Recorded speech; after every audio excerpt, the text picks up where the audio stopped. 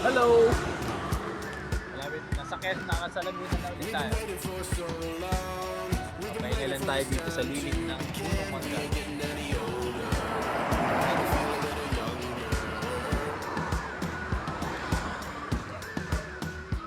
Pahinga lang tayo mga boss.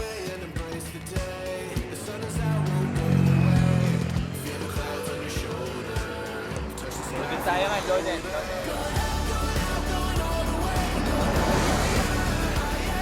Beta na.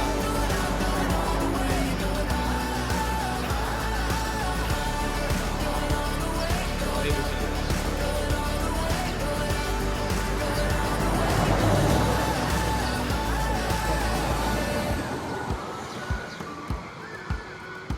Hindi sabihin.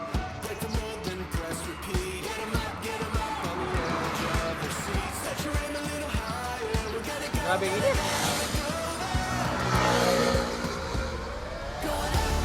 Pagas nga pala rin ako. Ibaba siya, naging 91.4. Bawsin siya na Candelaria sa Kasariay. 91.4. Pagdating ko dito sa Laguna, nagbalik ko sa 93. So malamang pagdating ko sa Calamba, 95 na. Diesel niya, 150 lang, 60, 170. So, good luck sa mga naghahabit ng diesel. For sure, pag nag 200 ang diesel, lalakad na lang yung mga tao. Kasi wala nang bibiyahin jeep. Sa motor siguro, pwede pa. Kasi papaano siguro ka na 100 plus. 110 re-range load. Pero yung diesel malapit 200, palo na 200. Gurahin nyo na muna yung mga alam nyo. Doon sa mga walang pandisyo. Sa mga nakakaluwag naman sa buhay, good luck sa inyo. Pero for sure yung mga jeep, hindi na babiyahe yun. 200. Ano, magkano minimum fare na kayo? Alam, 25, di na kasama sa tram. Commute. Pero malamang, may minimum 50. Negative na yan. Tapos ang sweldo mo, ano, 650? 500, yan na. Wala nang aabutin.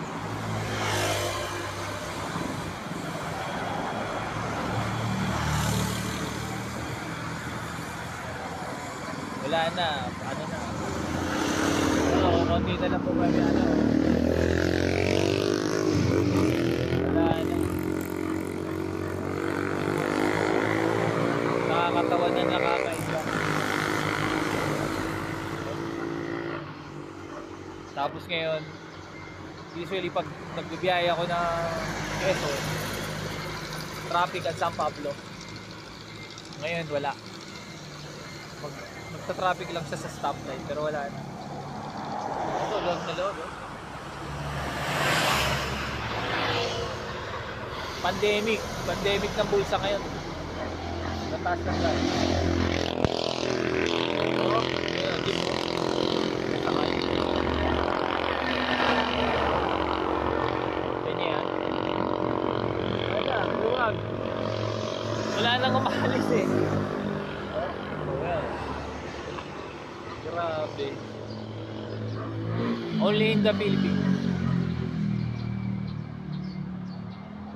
Only in the Philippines yan mga boss.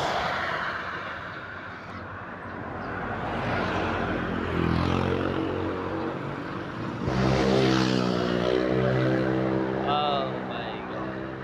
Oh my gosh. Ayan. Papahinga lang ako. Ang init eh. Napakainit. Grabe. Grabe.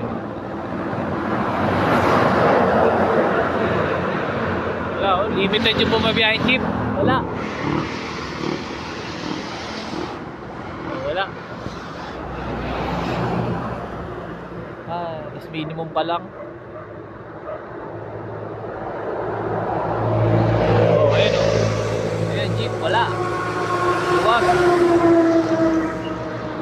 luwag.